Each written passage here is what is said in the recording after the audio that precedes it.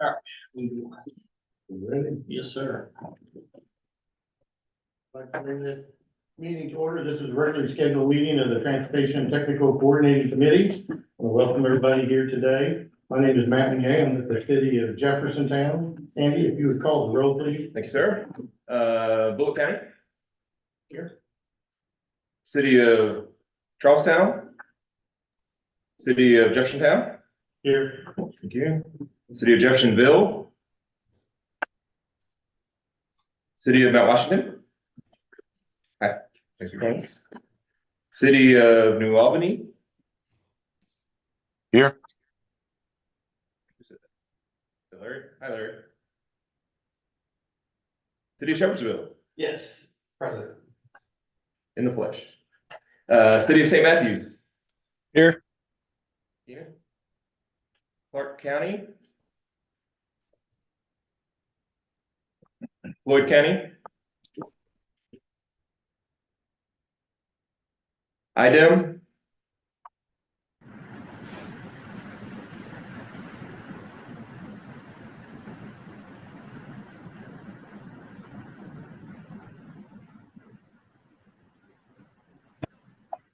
Second DAQ. KYTC. Cedro. KYTC District 5. Town Hall. Tracy Level.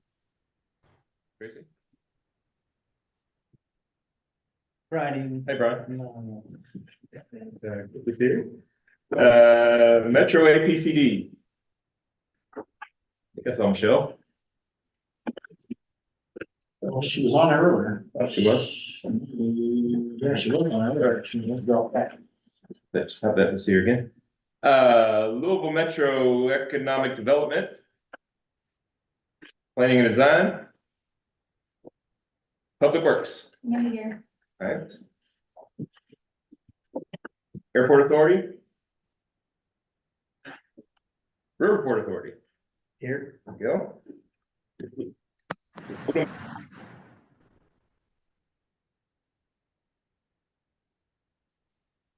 See two Jims. I see Jim Silliman. I see Jim Urban representing Home County Planning. Thank you guys for joining us. Yep.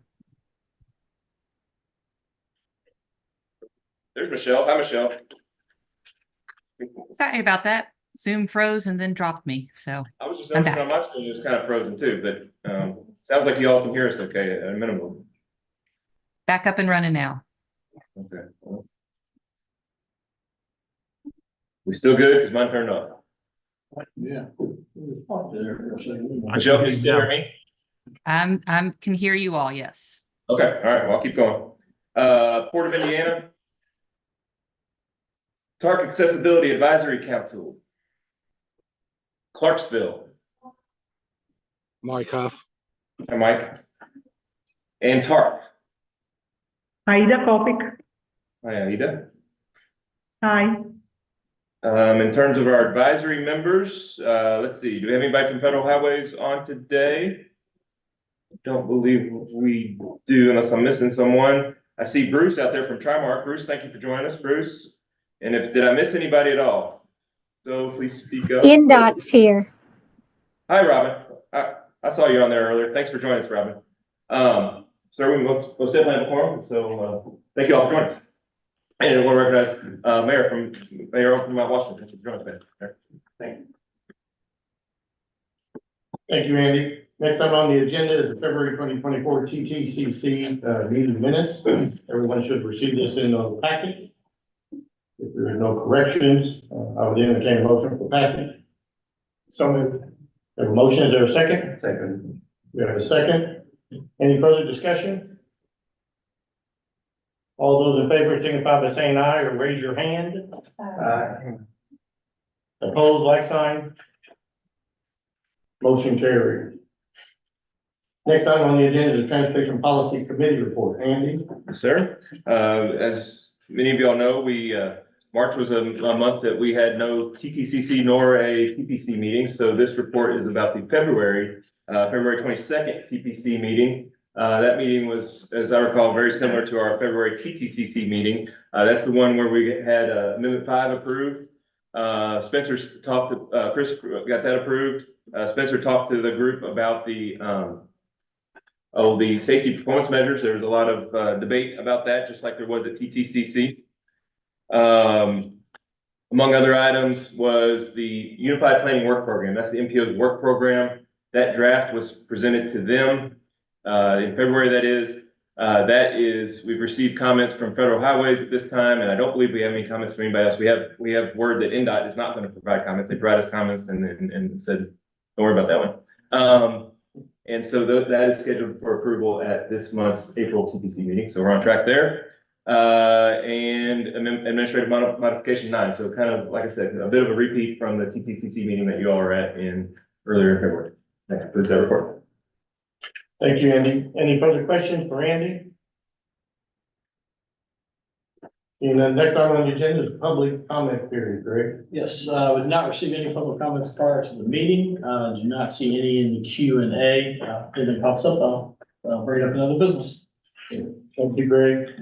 Next item on the agenda is the local railroad authority. Andy, want to say something? Yes, Miguel Zamora, who you all know as your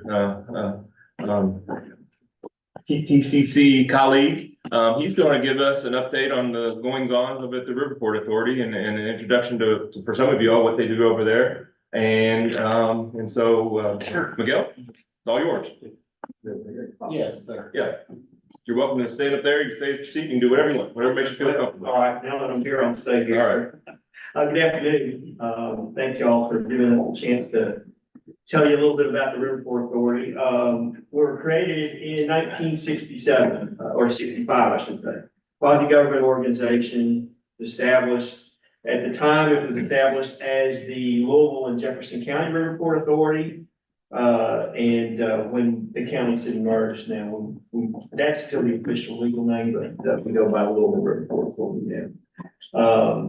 Is this thing working? Yeah. Here we go. We developed 2,000 plus acre industrial park out in southwest Jefferson County in 5 phases. We're the grantee for foreign short trade zone number 29 here in the Commonwealth. We have folks all throughout the Commonwealth that are a part of that. We currently have about 300 acres of facility land available there, a multimodal logistics facility on the river where our current marine terminal is, and that also hosts a 13 and a half mile railroad. Then we're governed by an executive director and a board of directors that's appointed by the mayor.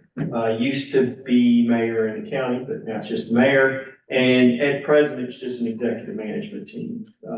COVID, we shrank quite a bit during COVID, and we're in the process now of kind of changing that.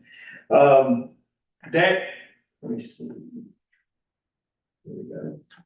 Wrong way, sorry. Okay.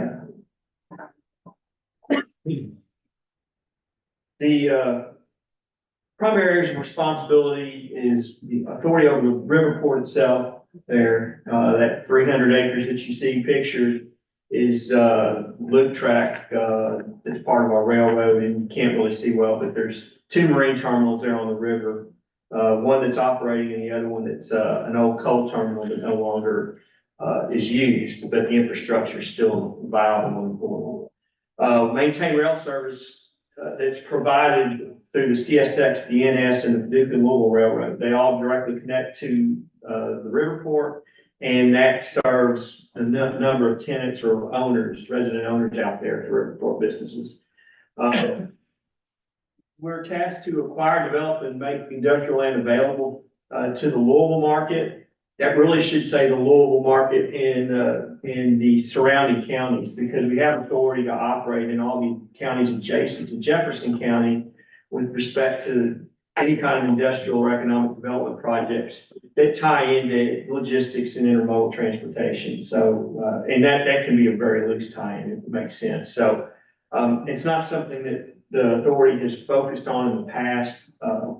To be honest, the authority's focus until recently was the development of that 2,000 plus acre properties. That's premature, and we'll talk about later, and so now we're kind of shifting, what we're focusing on, so I'll talk about that in a little bit.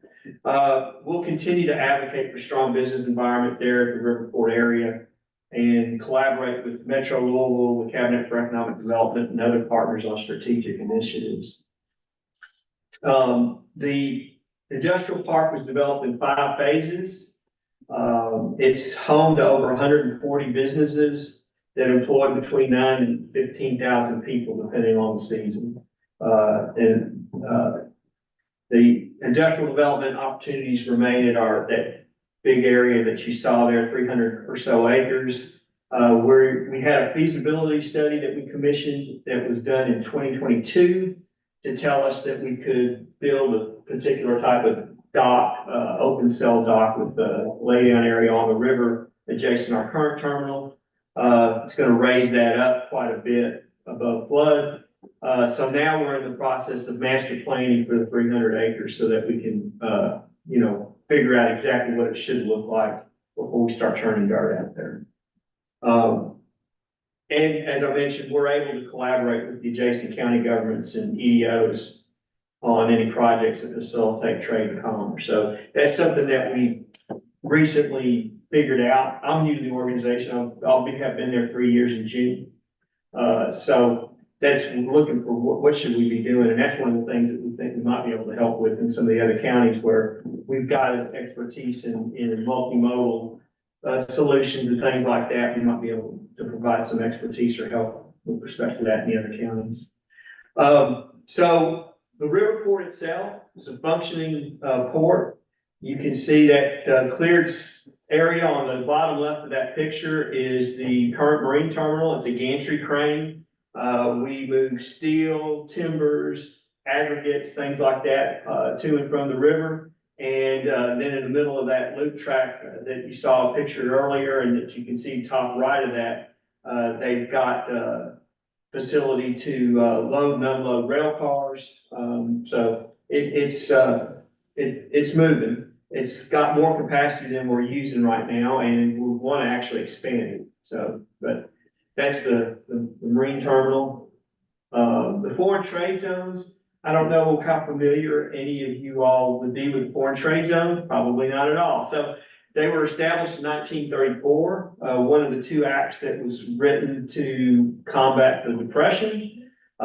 They basically incentivize manufacturing activities here in the United States by allowing folks to bring in materials that are dutiable to manufacture finished goods, and then take the lower duty costs on the finished goods. So I'm bringing in widgets that the duty cost is 10%, and I'm making toasters, and the duty for a toaster is only 2%. When I make the toaster and move it out of my foreign trade zone, I end up paying 2% on the widgets instead of 10% instead of the 10%.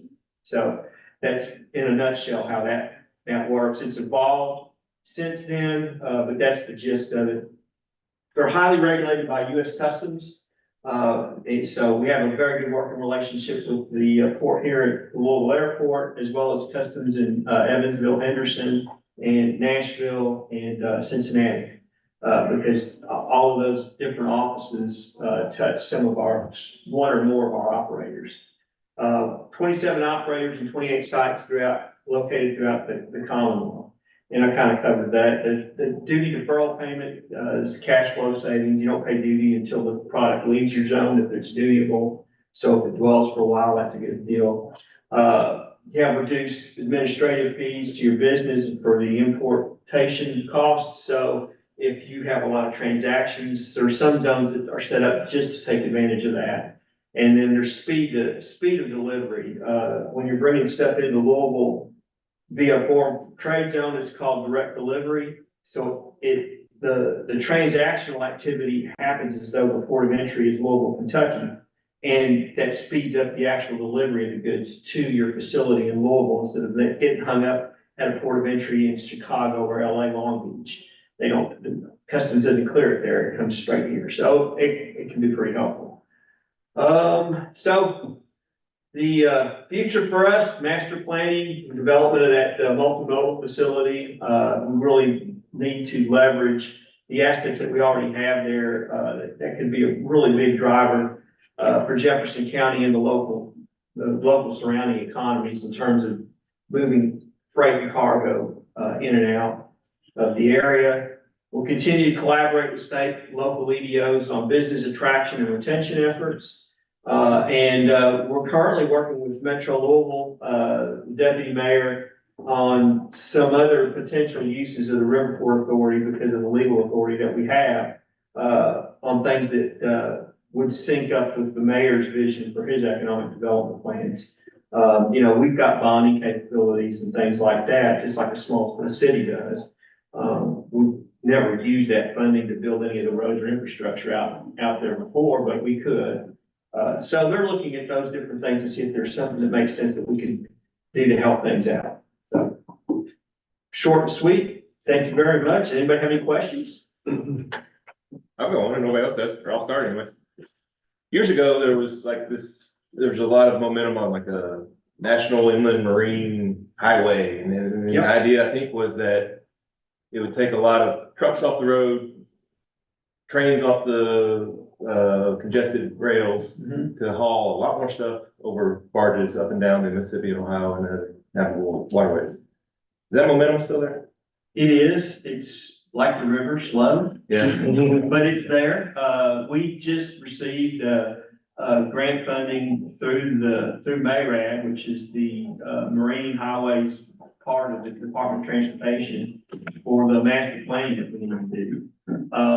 They're very keen on working with us to develop that particular site because it's relatively undeveloped. But in big picture terms, yeah, anything that people can do to move freight onto the river, they're trying to do just to help with the road congestion. And we all know what that's gonna look like if nothing's done. Something that you hear a lot about, that you may hear a lot about is something called container on barge. In the iterations that people are contemplating it in today, it's pretty problematic for this market. It doesn't translate like it does in Asia to here, just because of the maturity of our delivery systems and the lack of maturity of our ability to get those containers back to where they need to be, because those containers, those boxes are owned by somebody, and you can't just put them on a barge and one day they'll get back to where they gotta go. But people are looking at different ways to use containers to facilitate more trade on the river and get cargo, grain, bulk materials that normally wouldn't travel by river maybe, which there are some, believe it or not, that you can do that and get them to the port to be exported to China or wherever. So there's a lot of movement on the ag side. You'd think bulk liquids would be a no-brainer, but there's some bulk liquids that just haven't traditionally moved by water apparently. So everybody's looking to try and figure out what they can do to tweak what they do to get more stuff out of the river. But having an infrastructure and capability of facilitating that trade is also important, which is why we need to get our river port. How long of a journey is it from the Gulf of Mexico to the river port? I want to say 14 to 18 days. If nothing untoward happens. Yeah. That's the problem, is that the river is much more unpredictable. So, something can happen that disrupts your journey. And then there's weather and things that you can't control. You can plan for it, but you'll know about them. So normally if the trip's 14 days, but now it takes 22 days because there's low water at Cairo and things like that. They're known, but it's not a constant, like I can drive from here to Dallas in X hours, no matter what. You mentioned your master plan. Do you know when that might be finished? Won't be soon enough. We've been, Tim Kaiser was my colleague, and Tim and I have been, working with our executive director to get that going now for a while. I think we're on the cusp of actually giving it to somebody to do. We know everything's in place, so now it's a matter of engineering, I would expect that it couldn't be done before the end of the year. And that's gonna be pretty aggressive, but we're trying to get it done in time for grant funding for next spring, so we can maybe have some shovel-ready projects to go next year. That's what we're hoping. Thank you. Thank you, Miguel. Any other questions? All right, thank y'all. Thanks, Miguel. What's going on? You do. Pardon. Next item on the agenda is the quarterly biannual meeting reviews. Brady?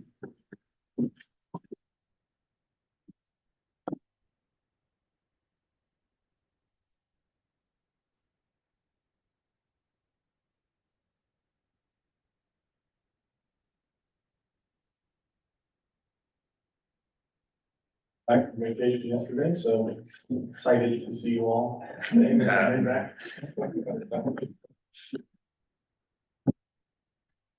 Quarterly annual meeting review. These took place in Kentucky and in Indiana this go around, beginning of March. Start with a little overview of Indiana. Rock County's Safe Road Project has been kind of in flux for a while now, and we were hoping that they have construction phase this year, that's over $2 million. And the 11th hour, they were in the process, Park County was in the process of getting the last parts of that they need from the quarry, whose headquarters is in Texas. And there's a lot of problems with just communication and things, but in the 11th hour, they were able to get that, and they are looking to be cleared for their letting date scheduled for May. So good news there with Stacy Road, Mount Tabor Road project and all those projects. They have a big construction phase for next year, but they have a utility phase right now in fiscal year 24 that they are potentially seeing some holdups, but staff at Raleigh for our last communication, pretty confident that they're going to be able to get that authorized by the end of fiscal year 24 as well. And so as we sit right now, unless something else happens in Indiana, all our MPO dedicated projects are in good shape, those that we still have. Other parts of this meeting, NDOT staff provided a brief training about how to fill out NDOT local quarterly reports, which the project sponsors in Indiana are now going to be required to do through NDOT's FPMS system. We had some discussion on that. KIPTA staff provided a brief training on KIPTA's group project policy, which nothing has changed about that. We just wanted to take a few minutes and remind everyone on the Indiana side. And then there was also discussion for 20-30 minutes about potential changes to the project management guidebook, specifically pertaining to Indiana. And we'll talk more about that in the next agenda item. Kentucky biannual meeting happened that same week, early March. Went through all of the MPO dedicated projects, specifically focusing on the fiscal year 24 MPO dedicated projects, and discussed future phases of those projects as appropriate. 9 of the current project phases were stated to have either been authorized or expected to soon receive authorization from their MPO dedicated phases. So that's good news, and there's several more project phases that as of now are on track to receive authorization. We have $80 million programmed in this fiscal year, hypothetically, to be authorized, and so we're hoping that we're able to get a lot done in this fiscal year to reduce our carryover balance for SDG funds specifically. As part of the discussion, there were a few cost increase requests that were brought forward to the group, but a couple project sponsors weren't able to attend for various reasons. And so the group decided that cost increases from the STBG cost increase reserve, any kind of recommendations for that should be made at the April TTCC meeting, which is today.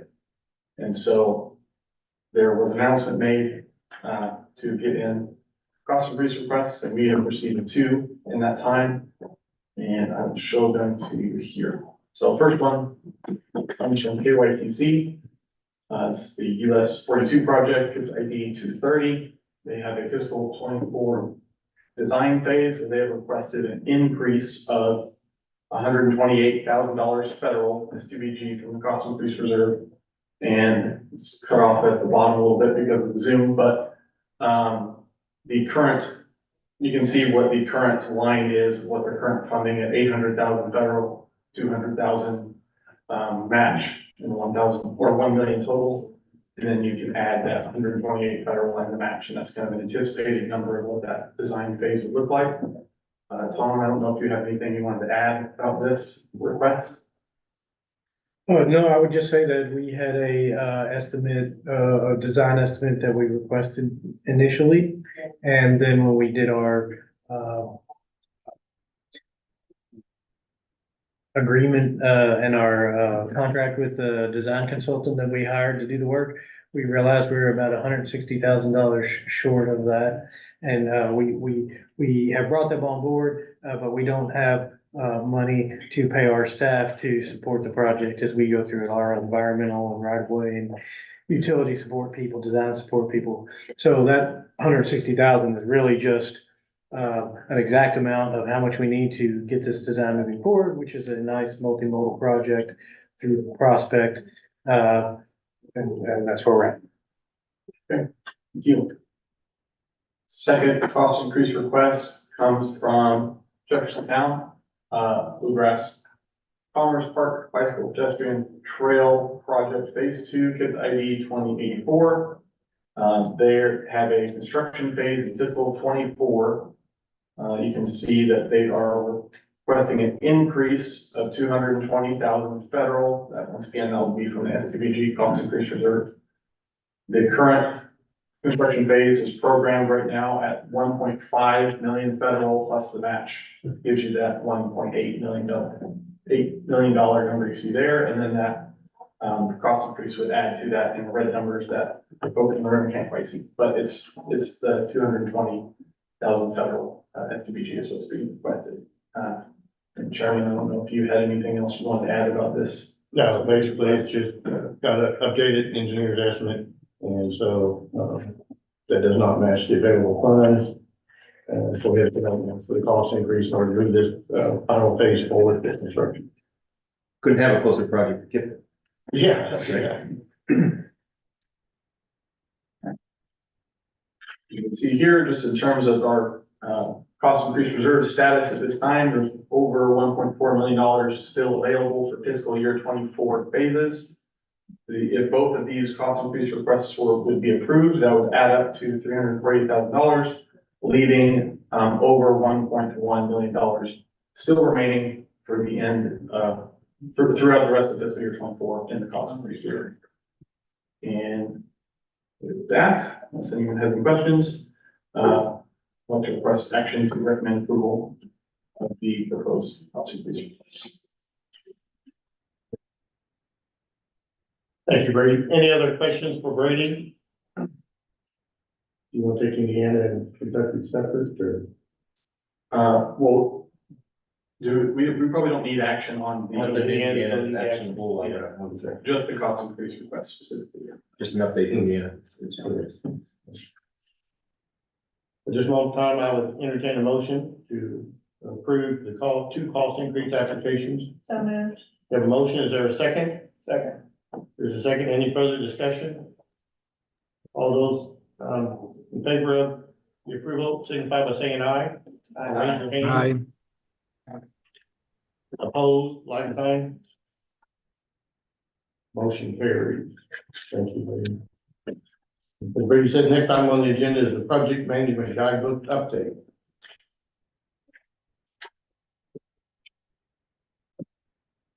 So in February, PTC, staff requested maybe it's January, I think it was February, they requested the TTCC to form a working group to discuss the project management guidebook.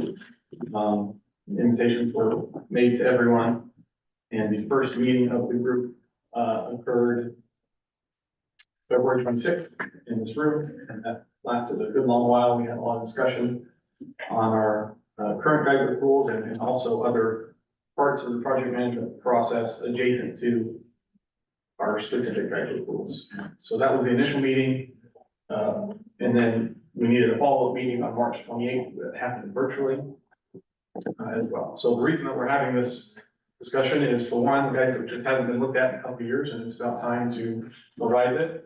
Additionally, there are some clarifications that need to be made one way or the other for the guidebook. If you may remember, there was a very long PCCC meeting discussing cost increase requests and other things in September. A lot of the reason why that meeting took so long was because there wasn't clarification on certain things, and so certain policy decisions had to be made on a case-by-case basis, and that was fine, but maybe not ideal going forward. So this group looked at some of these clarifications. There was also a variety of other ideas and topics brought up by looking at several different NGOs and how they manage their dedicated funds. And the working group talked about all these things and eventually came to a few consensus recommendations for this DTCC group to hear and eventually TPC. So I'm going to show you what that group discussed. These are also in your packet if you want to look through them. That's easier to see. So one of the clarifications, what happens to a project phases shift tally if the project phase is pushed forward as opposed to pushed back. Usually you're pushing the project back in time, but if something jumps up, how does that affect your phase shift tally? Clarification was decided that a project phase shifted to an earlier fiscal year. If it shifted to an earlier fiscal year, then that programming movement does not count towards the project phase shift. In other words, you're not being penalized for moving a project forward. Neither does the move reduce the project phase shift tally. So if you move up and you had already shifted it back twice, you don't go back to 1 by moving it up. You stay at 2, but you're not penalized any further by moving the project up. We want to make sure that if we're moving a project up in time, that we are being realistic, that it's actually going to get done that time. Because there's more cascading effects in the budget when the project moves up than opposed to move back. Second one, what happens to a project phases shift tally if a project is removed from the TIP for breaking KIPTA 2+1 phase shift policy, but it's later reincorporated into the TIP via future projects. So KIPTA's 2+1 phase shift policy is each project that's receives NGO dedicated funds, you get 2 phase shifts for free, and they can be as far into the future as they need to be. You have a lot of flexibility there. And then if you require a third shift, that requires a phase shift exception request that must be approved by the TPC. And then once again, that one can be as far in the future as it needs to be. But with the 4th phase shift, then the project is removed from the TIP and it must recompete. So in this situation, if that were to happen, and the project was then reincorporated into the TIP, does its phase shift tally reset back to 0? It gets this, it goes to the same whole process again, or alternatively, does it still stick with the same 1, meaning that you don't get any more phase shifts? Or the discussion from the group, the result was that it should be reset anytime that there's bulk projects and it's revoted. That project is essentially, it's a clean slate in terms of project phase shifts flat. That's what it says here in blue. These are all for Kentucky, by the way. Most of the guidebook involves Kentucky because Indiana, we don't have nearly as much flexibility and control over how funds are managed. If a project sponsor requests an existing project phase be shifted to a later fiscal year via the call for projects process, then should that shift count towards the project phase shift tally, or are call for projects considered a free reshuffling every time we have call for projects? And so that was decided by the group that every time we have an MTP updates, which is usually every 4 years, there's call for projects associated with that, that could be the reshuffling free period where you could have a basically free reshuffling of your schedule, not counting towards these phase shift tally markers. But in the meantime, like we're about to have 12 projects this year, and that would be mid-MTP update. Any adjustments made to existing projects as a part of that call for projects would count towards the project's phase shift tally. Next one, how far in advance should project sponsors be permitted to request a cost increase from the SCBG cost increase? So how far in advance is fair? because we have limited budgets for each year. And so if you are requesting funds for a 2027 phase, and you do it in 2024, then whenever you get to 2027, there may not be any available at that time. So how far in advance is fair for that? And so there was a lot of debate on this. For now, what we have recommended, or what the group recommended, is that is essentially that there would be 4 specific instances where a call for cost increases would be made. They'd be in February, May, August, and December. With the caveat that if there's an emergency cost increase requests made in between these 4 specific periods, that can be heard as well, depending on the situation. But those can be accepted as well, but they're typically, you can rely on at least these 4 opportunities. And so for the first opportunity to submit a cost increase request for the upcoming fiscal year would be in August. So it would be, for example, August 2024 would be the end of this fiscal year 2024. And that would be your first opportunity to request funds for fiscal year 25 project phases. And so there's a timeline here. This is also in your packet, gives you a little bit of visualization of what the words are saying in the previous slide, where you have a call for cost increase request. Then we're going to have a quarterly or biannual meeting right after that, where we can discuss those things. And that kind of pattern goes throughout each fiscal year, with the, once again, in the middle here, that August call for cost increase request to be your first opportunity for the upcoming fiscal year. And then and then you would not be able to request anything beyond the upcoming fiscal year. Any questions about this specifically? Seems a little confusing. Can I stop here? It's not really a question, it's more of a, I feel like as a working group member, it felt like we came to consensus pretty good on all of the things that you're proposing today. This was the only one that we were kind of not a super great consensus, but we did come to a consensus, and that's what you're presenting. Yep. And so I just wanted to kind of point out that if anyone has any heartburn with this process over the next year, the next 12 months, and you decide that maybe this isn't working so great, I think this is one of the ones that we were kind of still fleshing out how we felt about it. So I just wanted to kind of bring attention to, we think this is a good proposal, but let's give it 12 months and see how it goes.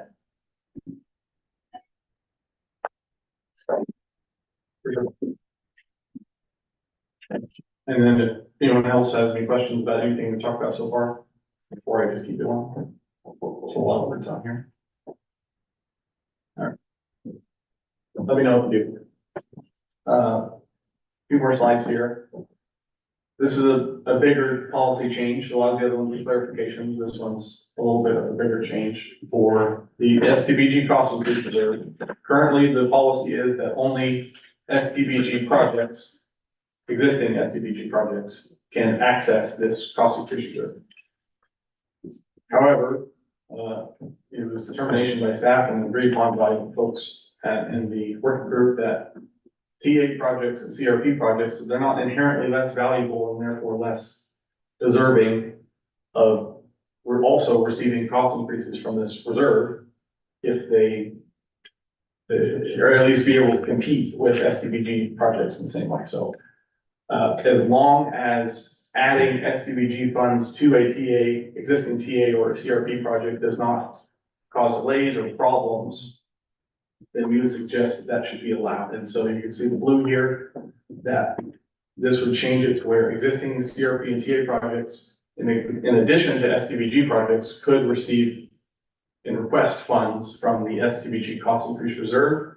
The caveat here that before that request can be made, there needs to be confirmation from the administering KYTC office that the administration of the project will not change, because the administration of the project is different sometimes based on the funding source, whether it's through central office or through District 5. And by changing the administration and changing the oversight person on the project, that can lead to delays and confusion and problems. So we want to avoid that. So if that can be avoided, then, and there's money available and the project meets the qualifications of both funding sources, then that should be allowed. That was the determination there. Other one here, more guidance and less policy, I guess, a preference. Is it okay for existing MPO dedicated projects to have its funding sources swapped for another MPO dedicated funding source during call projects? And this is just stating that when at all possible, when we program an MPO dedicated funding source to a project, whether it be STBG or CRP or TA, that for the remainder of the project, that should remain its primary funding source throughout the life of the project to once again avoid some of those confusions that I just talked about when at all possible. There may be circumstances where that is the best scenario. So we're not saying that that can never happen, but ideally, to enhance project development, it's our understanding this time that would be best practice. Okay, that's all the Indiana one, or all the Kentucky ones. And then there's one slide for Indiana. Like I said, there's a lot less control since there's no carryover in the Indiana funding sources. Is the issue we have in Indiana is if a project, because their scheduling is so tight and so regimented, if issues happen to a project, they can't carry over funds to the next year, then we can get into February and March towards the end of the fiscal year, and all of a sudden we have $2 million that we can't put to anything because there's not enough room to reallocate the money. And so we're trying to think of a way that we could potentially have a plan B in place to at least have some of that money be immediately ready for other kinds of projects or studies that could take up some of the MPO dedicated funding, that if we don't use it, we lose it. So you can read all the words here on your packet. There's a lot, I won't read the whole thing, but basically it's saying we're gonna have a plan B list. It's probably mostly gonna be planning studies because those are the most efficient and easy that we can quickly put money to and turn around without going through the NEPA process. But there may be examples of other kinds of projects like potentially traffic light reconfiguration or something like that, or re-signaling or things like that that don't require a lot of burden through the federal funding process. That could be a part of these Plan B projects as well. And so that would be something that we would propose to put together after the PNG is adopted. Other adjustments, there'd just be a statement saying that, because there is no guidance right now on how often we update the project management guidebook, so we just have something in there that says at least every 3 years, we're gonna take a look at it and see how it's going. We could do it, it could be more, or it could be sooner than that. So Amanda was just talking about if we come back in a year and we say, no, this was a bad idea, let's change it. We could do that, but at least every 3 years, we're gonna look at this. And then there'll just be minor changes to organization and grammar and stuff like that as needed. And there will also be an appendix added to the guidebook with just a bunch of resources that could potentially be helpful for project sponsors or people interested in the project management process. Some from KYTC, some from NDOT, some from FHWA, some from other groups like AMPO, the Association of Medical Planning Organizations. Anything that could be helpful, there's going to be an appendix resource page attached as well. And that's all. So, you know, unless anyone has any questions or further discussion, request action to recommend approval of these policy updates as recommended by the TTCC working group. Thank you, Brady. Any other questions for Brady? Since this covers 2 areas, I guess we do this in 2 actions. I do just want to chime in if I can and support what Amanda said earlier about the working group and the process we went through and that timeline. I agree with what she said, having been part of that.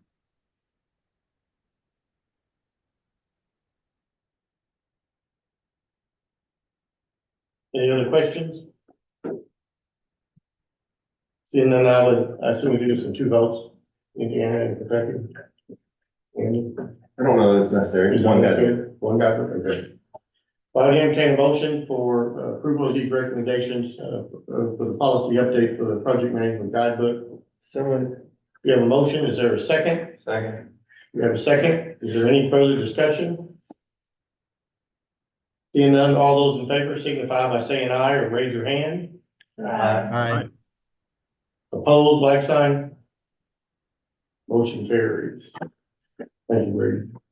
Next item on the agenda is the planning funds update. Brady?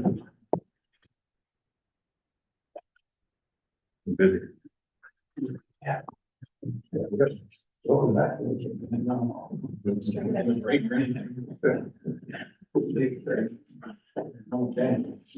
Yeah, let me take. maybe, yeah. Give me a second. Yeah, we can get back to 11 that's not gonna sense. All right. 2025, fiscal year 25 fall studies update. Showed y'all this a couple months ago as the timeline.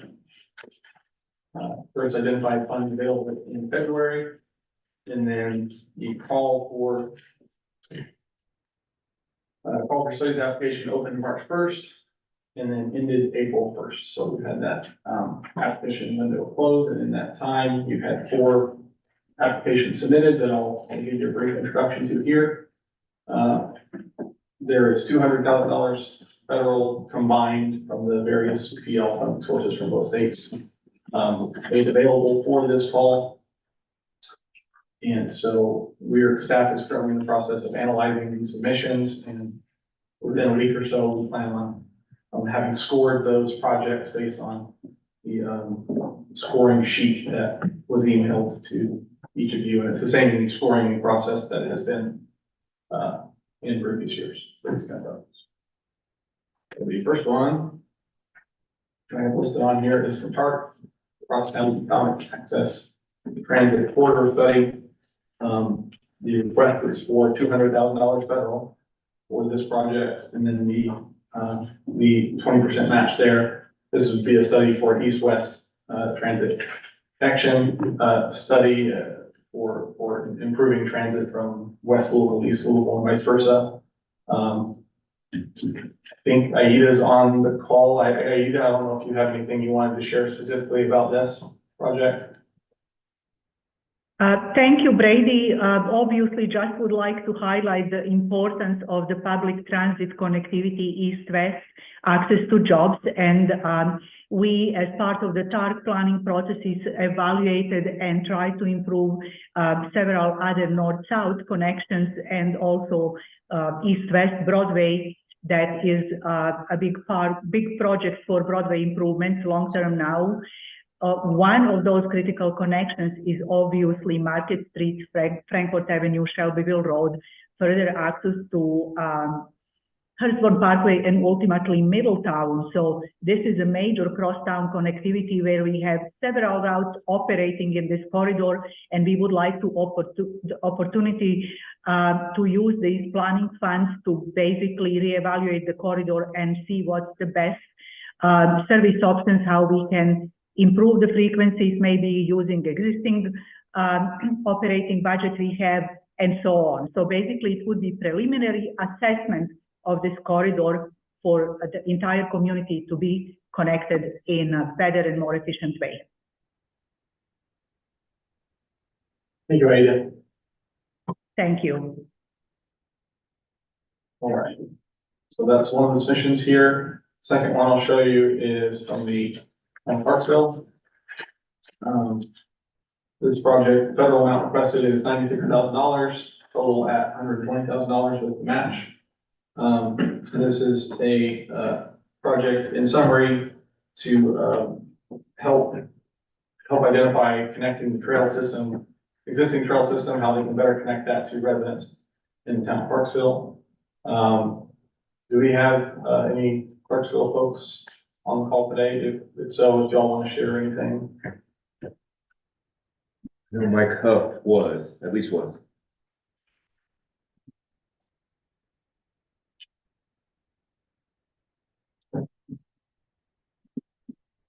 If not, that's okay.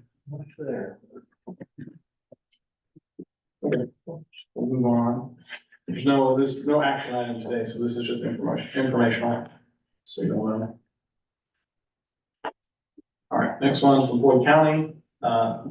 The bike and pedestrian amenities plan associated with the Beverly corridor. And that's a $80,000 federal phase, $100,000 total with the match requested. Do we have any Floyd County people on call either? I'm sure. Nick Creevy did join the call. Nick, I don't know if you have. Yeah, I'm on. This is just to kind of scope out the feasibility of whether we could, we kind of have a piecemeal sidewalk and pedestrian facilities in that area. We've seen some economic development and probably some future residential development in that area. It's kind of tricky. It was a former state road that has been turned over, so the right of way is kind of weird, and we need some help kind of figuring out where that's best located and how and if sidewalks and pedestrian or bicycle amenities are appropriate in that area. Thank you, Nick. Last submission we have is from the University of Louisville. Is a study to look at pedestrian and bicycle safety across one of the railroads. They're near the Speed School of Engineering on their campus. And so they have requested $40,000 federal, and that's going to be $50,000 total with the match. And Andy Gray, I don't know if there's any University of Louisville folks on the call here. I don't believe so. No. Okay. So those are the 4 submissions, and you can read all the details that they have here that they've submitted in your packet. Those are all here for each of these 4 projects. So once again, total funding available is $200,000, and we've received a total of $416,000 federal requested. And so, like I said, the staff is currently in the process of scoring and evaluating these applications. Gonna have to make some decisions one way or the other. Last year was a little easier, where we could fund the 2 applicants that we had. This year it's a little harder. We'll have to figure out the best way to do that. But the final recommendation, I guess, from staff will be brought to April TPC for Brady, if I can add a couple of things here. One, well, obviously there's not enough money to go around. There might be a little more than 200,000 billed, not a lot more. There's a chance that we might consider doing what we did, I believe it was 2 years ago, where we might say, hey, in order to fund 2 or 3 or whatever number of projects, could y'all do 25% match or something like that instead of 20? So that request might be made to those that have projects that are listed. And probably more important, just as important as that, for those agencies that I suppose are Kentucky agencies that might be the ones that do not get awarded, I want you all to continue to consider your projects either next year at KIPTA, but probably even a better bet or a potential better bet is through what's known as the PL discretionary funds. Those are the funds that are administered and awarded through the Office of Planning and Central Office. Each year around the wintertime, there's effectively a call for any studies around the whole state or urban areas in the whole state.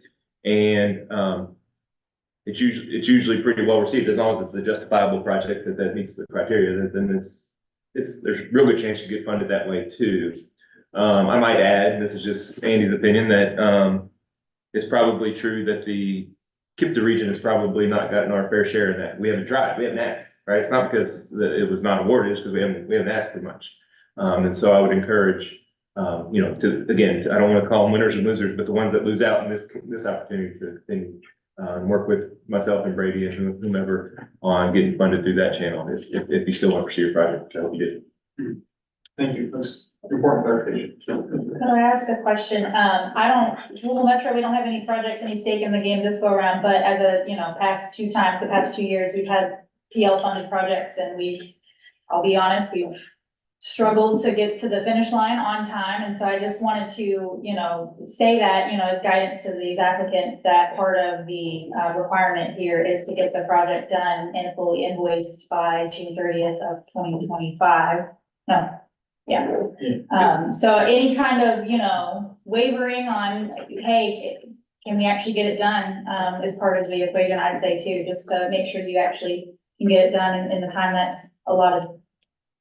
On that timeline, I think Brady showed in one of his first few slides, it was, perhaps the last one on there, I want to say was make sure we get those contracts and agreements in place between KIPTA and whatever agencies get these funds so that on the front end, there's as few delays as possible.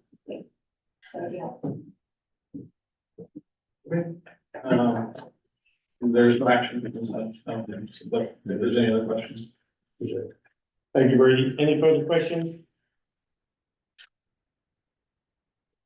Next item on the agenda is Amendment 6 schedule. Chris?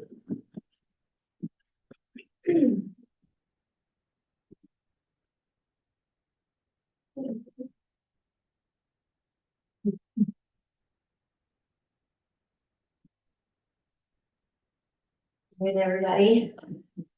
Hello, this is just gonna be a quick one, but I do have a visual.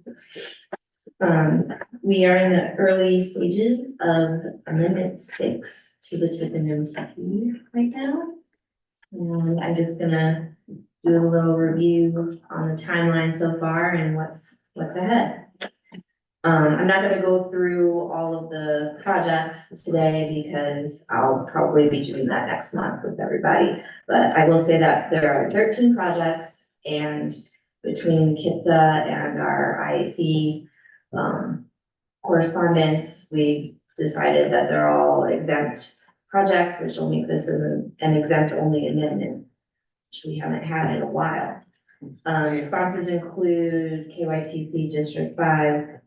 We've got some NDOT, we've got a few rural metro, and we have a truck one, and we're also adding the self-promoted trail in Indiana in this amendment. Sponsors had until March 15th to submit the updates. And like I said, we reviewed them and discussed them with the IAC members, and they're not gonna require any additional air quality analysis this time. Our public comment period is gonna run from April 23rd until May 7th. Right now, we're working on getting our meeting time slot solidified, but we're hoping for February 23rd. And we're trying to get or April 23rd, excuse me, thank you. And we're trying to get the South Central Regional library, and we'll do a hybrid meeting, so it'll be in person or online. And so after that, we just have our TTCC request for recommendation. That'll be May 8th, and that'll also be the same day that we're sending our comments to TPC. TPC action, we're gonna look for May 23rd, and that'll do it. No action on this one, just an update. Thank you, Chris. Any further questions for Chris? Seeing none, next agenda item is other business. Andy, do you have? Got a couple things. First, I want to recognize Andy Crouch, City of Jeffersonville. He joined us after the roll call. Mike King, Louisville Metro. Nick Creevy, Floyd County. We heard from him a minute ago. Vince Robinson from Trimark. And then Miss Tanya Higdon from Federal Highways Kentucky. Thank you all for joining us. On other business, an update on our Federal Railroad Administration Corridor ID Identification and Development Grant. That RFQ that KIPTA issued was put out on the street, so to speak, in early March, around March 12th, I believe. Correct me if I'm wrong. Those responses are due to KIPTA by Friday at noon, this Friday at noon, April 12th. It sounds like, sure does look like we're gonna have a lot of interest, as probably, I think that's always been the expectation. So that'll be interesting to see where that leads us. So that'll be fun. So we'll have an update probably next month, about that we'll know who we're probably gonna work with on that front. Safe streets and roads for all. Behind the scenes, over the last couple of months, KIPTA staff have been working with consultant staff, including Mr. Nick Sievers over here by the door, on getting this thing kicked off, getting this regional safety action plan kicked off. And so we've been doing that. And today at 2:30, here in 30 minutes in this room, the formal stakeholder kickoff. So I know a lot of you are sticking around for that. Those that didn't plan to stick around, that want to stick around, certainly you can stick around for that if you'd like to stick around for that. And so we'll talk and HDR and their sub-consultants and KIPTA staff, I suppose, on a little bit. We're gonna talk a little bit about where we're headed with that, what it means to your individual communities. You know, this is the one where there's gonna be effectively 17 action plans, right? There's gonna be a regional one and effectively 16 smaller ones, one for each of you. And that's gonna be a fantastic process that we'll get kicked off with many of you guys here in just a few minutes. So that concludes my other business report. Thank you, Andy. Seeing that there's no other business before this committee, I would entertain the motion to adjourn. The motions are second. All those in favor, signify by saying aye, or raise your hand. And there is no opposition. Real quick, Matt, before you slam the gavel, if you're gonna join us for that second meeting and you're on Zoom, there was a second Zoom link. So you're gonna have to undo it and then join back in with the Zoom link that was sent to you a couple weeks ago, just to be clear.